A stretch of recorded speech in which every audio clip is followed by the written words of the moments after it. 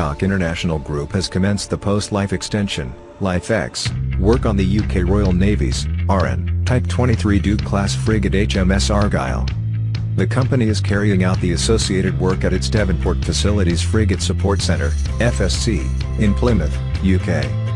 According to Babcock, HMS Argyll is the first Duke-class frigate to receive a post-LIFEX maintenance at FSC, which uses a new innovative approach for recertification. The work will see Babcock performing design changes for new capabilities, including mixed crewing and communications upgrades, along with overhaul of the ship's equipment.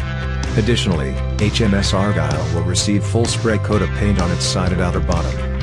HMS Argyll Upkeep Project Manager Sarah Hilder said, HMS Argyll presents a huge opportunity to demonstrate Babcock working in collaboration with our customer throughout planning period, and by implementing new efficient and innovative processes we are striving to complete project in a reduced time scale compared to a standard upkeep. The post-LIFEX work has started simultaneously as the frigate is being prepared for undergoing the Lloyd's structural survey. This work is expected to support Argyll in achieving an early full ship assessment in 9 weeks.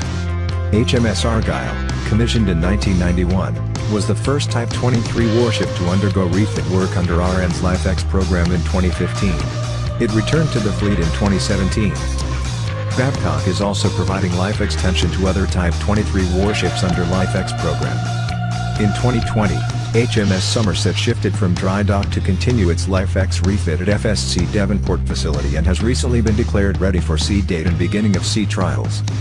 Meanwhile, Babcock said that HMS Iron Duke has recently been undocked, while HMS St. Albans is preparing to float up later this month.